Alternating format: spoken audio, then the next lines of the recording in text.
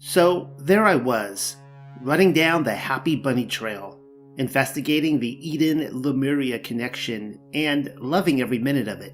You can read about my latest adventures down the rabbit hole, though I turned it into several videos as well. You're welcome. Be sure to enjoy yourself and have a good time. Well, somewhere along the way, I was able to track down and crack open a copy of James Churchward's The Lost Continent of Mu.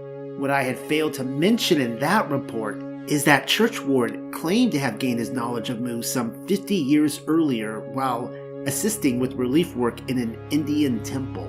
The initiated all have their stories regarding how their in the know was dropped into our lap, and this is undoubtedly one of them. FYI, Churchward was pimped out by the Lodge brothers, playing the part of the town choir, proclaiming their origin story, and one need only read between the wink winks to know Cain was his boy.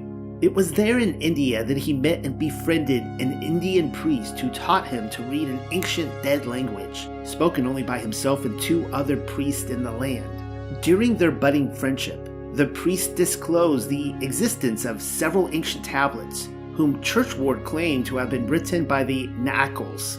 Who were the Naakals? They are described as a priestly brotherhood sent from the motherland to the colonies to teach the sacred religion and sciences. And here's what they wrote down, apparently.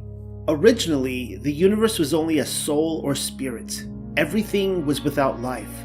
Calm, silent, soundless. Void and dark was the immensity of space.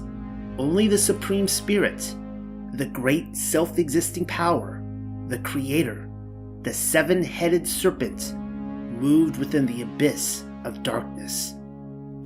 Yeah, twisted. That right there is the creation story according to the Freemasons, via the missionaries of Mu. Straight out of Cain's canonical Bible, no doubt. The seven-headed serpents I have heard about before, including the abyss which contained him. It's all too familiar tale. How about for you? And just so we're clear, no, the seven-headed serpent is a completely different entity from the serpents in the garden story. Try not to confuse the two. Had this been an episode of Scooby-Doo, I would have undoubtedly lifted the monster mask off our culprit, revealing the Leviathan. That is who is being described here, not his chief captain, Ha-Satan. I'll be sure to take you through those details. And to do so, I'm thinking a repeat visit to Miss Pamela's translation of the Paleo-Hebrew is in order. In the house, the summit, the chief and first former state, as a sign, son and heir, creator, Alahayam, power that leads by the hand from chaos, chosen power, separate power, cleansed, filled with choice things, behold a sign, the heavens, the place of the names, the space between the waters, and, as a firmly fixed sign, behold, the head of the tail, the place of running the fractured lands. And behold the place, the firmly fixed land, that first chief place of running, existed, shapeless, laid waste, swept clean, vain, empty. And darkness, Chosek, rose up from the deep waters, the underground prison, moved to the surface, and the Ruach Alahayam, as a wall of protection, moved tremendously, behold, upon the surface of the waters. Bereshith, Paleo-Hebrew 1:1-2. How many times I've been over this passage now is anybody's best guess. It's epic beyond description and deserves repeating 1,000 times if necessary. Oh, I'll do it. The seven-headed serpent which the Naakal tablets accredit creation to is the darkness being spoken of here. In both cases, they derive from the abyss.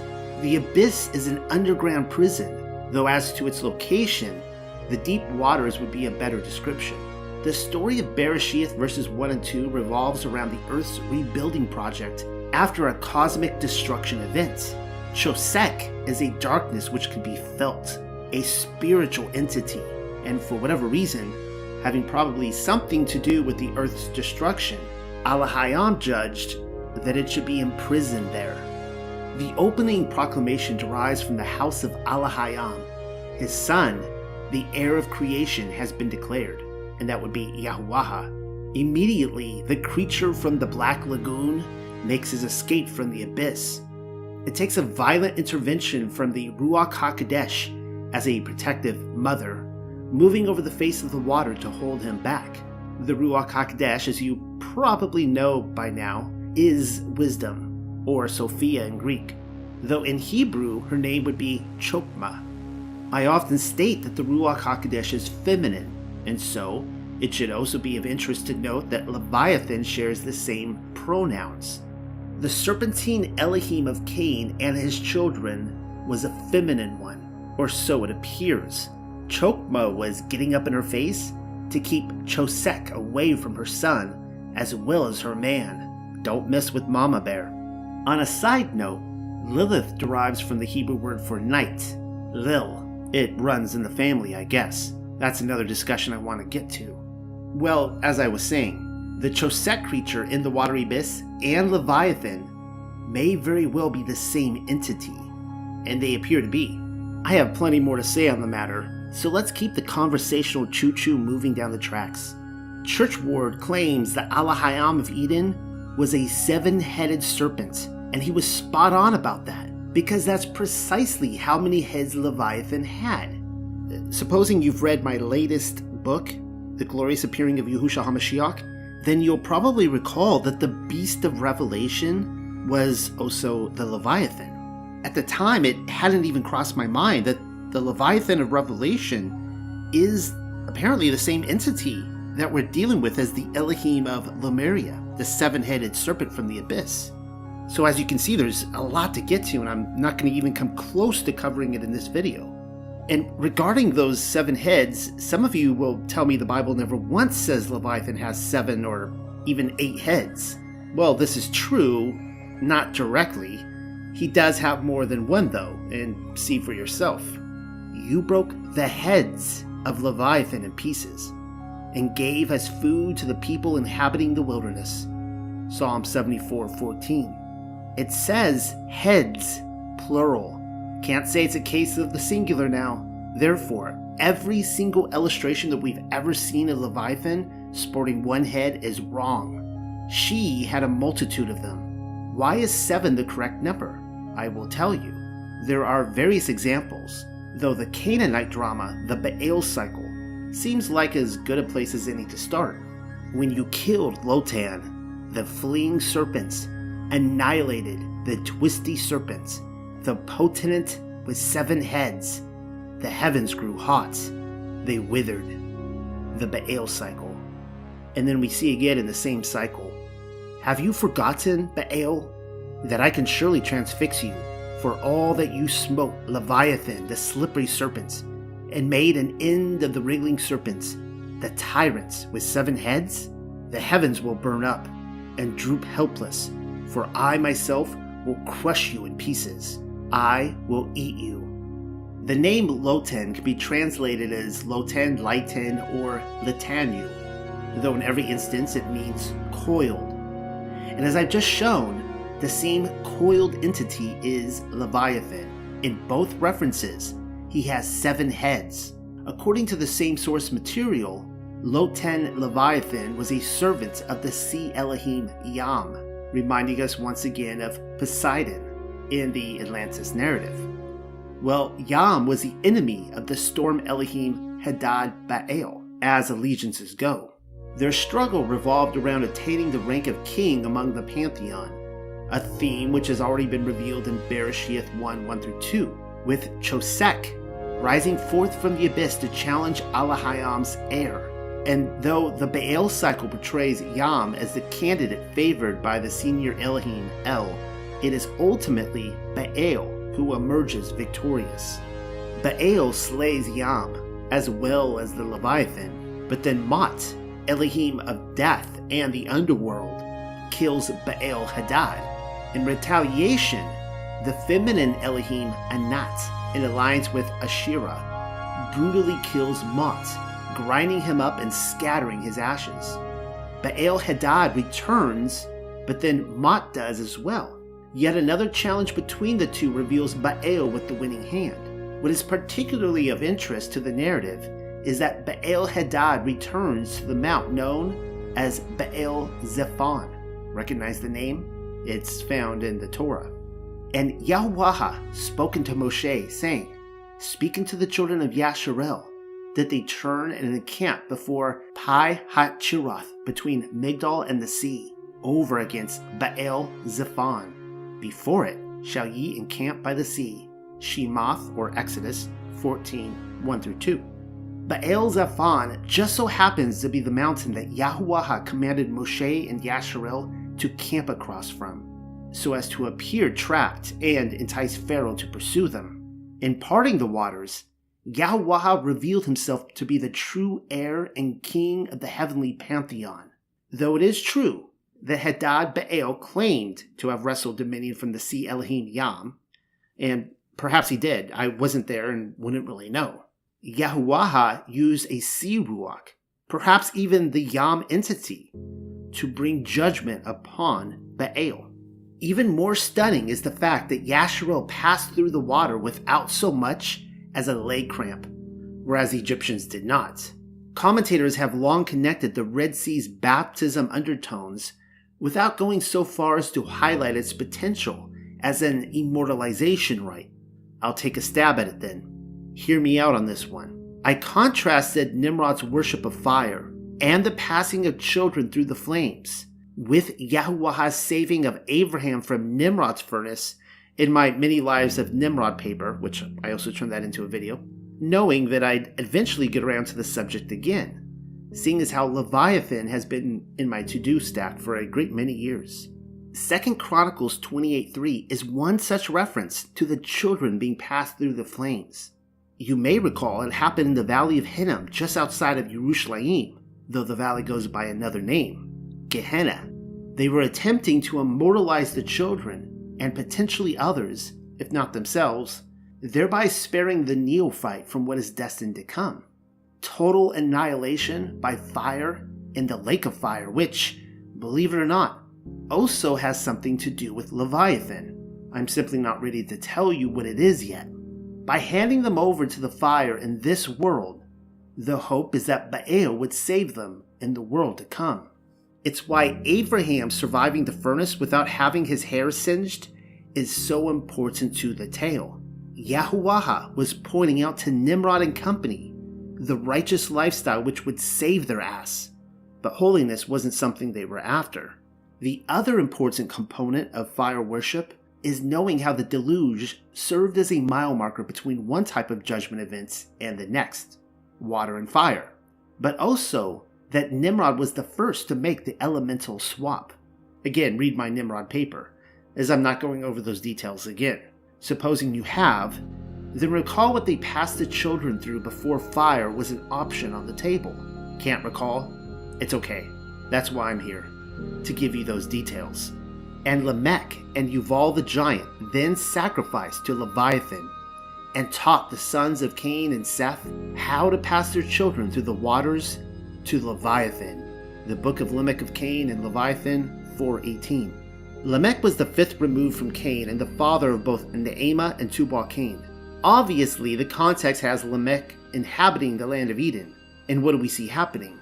Lamech, in partnership with Yuval, a Rephaim giant, is teaching the sons of Cain how to pass their children through the waters to Leviathan. They are also attempting to corrupt the sons of Seth with the same practice. There is your Elohim of Lemuriamu and your immortalization rites.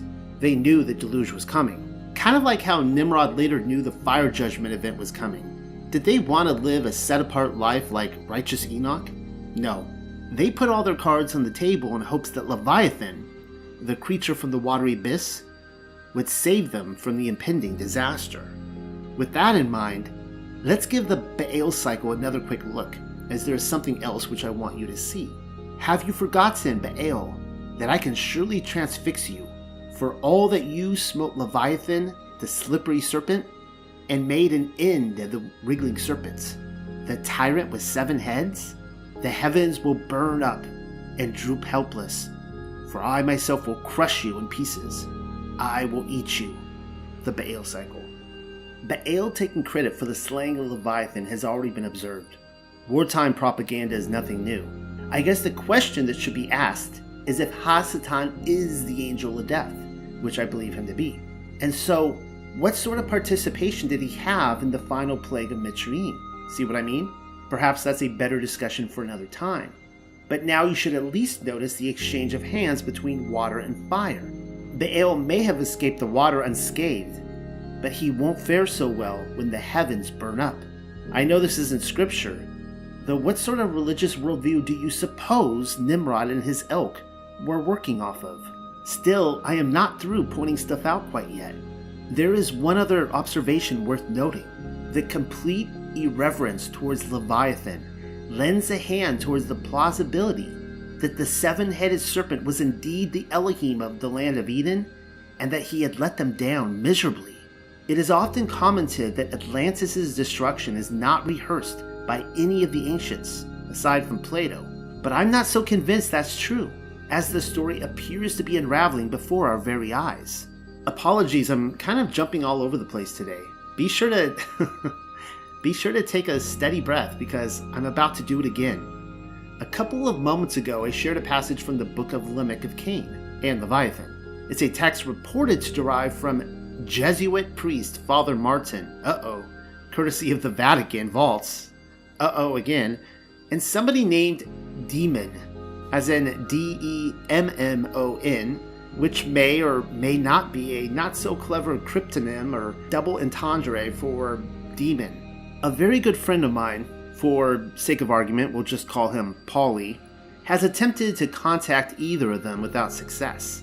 Either he is being ghosted or the brain of the operation is wise to his skepticism. And so at present, Paulie is not convinced that Father Martin and Demon even exist. LOL. I quote from passages like that one for the same reason that I share the so-called Na'akol tablets from Masonic loverboy James Churchward, because they all freakishly connect. Who said dumpster diving was a clean affair? And besides, the story of Lamech is one in which he became Master Mason, but also his story is quite literally one in which the hidden secrets started to become known among the normies. While Naamah was yet a child, great consternation fell upon the seed of Cain, for Irad, the son of Enoch, the son of Cain, had become a member of the secret combination and was privy to all its secrets, until one night when Yahuwah appeared to him in a dream saying, Irad, thou hast done evil instead of good, but hast followed after Satan rather than Elohim. Wherefore I shall destroy thee and thine house when I send in the floods upon the earth. But Irad was pricked in his heart and pled with Yahuwah to show mercy and preserve his seed through the great flood. Seeing that his penitence was true, Yahuwah said to him, Irad, if thou wilt repent and reveal the evils of the secret combination to the sons of Seth, I will have mercy upon thee, and I will join thy seed into the seed of Seth, that it may be preserved through the great flood. Wherefore Irad went forth and began to reveal the secrets of the son of Cain unto the sons of Seth. Lamech, being Master Mahan at the time, found Irad sitting in his garden with Joram, the young son of Irad, and slew him. Thus Lamech slew Irad for the sake of the oath of the secret combination, and he slew Irad's son with him. The Writings of Abraham 13, 1-6. Fact of the matter is, these things have a habit of getting out. All secrets are eventually revealed, as Yahuwah wills it. In Edenic society, the sons of Seth began to learn the secrets of Cain through his grandson, Irad, who had been a long-time participant in the Wink Wink Club. In turn, Lamech had him killed. Ironic, since it is only Irad's repentance and turning towards the Elohim of Adam and Seth that the lineage of Cain was given passage on the ark. It actually says he slew him without giving the specifics. Well, if we turn to Yashar, we are given a rather odd clue as to his method. And Lamech was old and advanced in years, and his eyes were dim that he could not see. And Tubal Cain, his son, was leading him, and it was one day that Lamech went into the field, and Tubal Cain, his son, was with him. And while they were walking in the field, Cain, the son of Adam, advanced towards them. For Lamech was very old and could not see much, and Tubal-Cain his son was very young. And Tubal-Cain told his father to draw his bow, and with the arrows he smote Cain, who was yet far off, and he slew him, for he appeared to them to be an animal. And the arrows entered Cain's body, although he was distant from them, and he fell to the ground and died. And Yahuwah requited Cain's evil according to his wickedness, which he had done to his brother Abel, according to the word of Yahuwah which he had spoken. And it came to pass, when Cain had died, that Lamech and Tubal went to the animal which they had slain, and they saw, and behold, Cain their grandfather was fallen dead upon the earth. And Lamech was very much grieved at having done this, and in clapping his hands together, he struck his son and caused his death. Yashar chapter 2, 26 through 28. It says he clapped his hands, causing his son's death. Say what? I'm thinking that was the method by which he was able to strike or slay others, clapping his hands. Don't take your disbelief out on me. I'm just reading this stuff on my own and then playing the part of the messenger. You should also know then that clapping his hands is only the half of it. And Lamech, in his happiness, clapped his hands, and the female Leviathan then did kill Tubal-Cain where he stood. The book of Lamech of Cain and Leviathan 10:4. Leviathan was the one doing the killing, it seems. Some of the criticism associated with Lamech of Cain and Leviathan has to do with a massive 7-headed serpent creature following Lamech around like Fred Flintstone with Dino. In response to those critics, I say they are not thinking esoteric enough. I'll say it again. The story of Lamech is one in which he became Master Mason. Just because he had attained the discipline necessary to interact with the spiritual realm does not mean others could as well. As Master Mason over the entire land of Eden, Lamech had aligned himself with the 7-headed serpent from the abyss. Not only that, but as I hope to show, Lamech's mastery was one which purported to be over death itself, if only for a time. They knew the deluge was coming.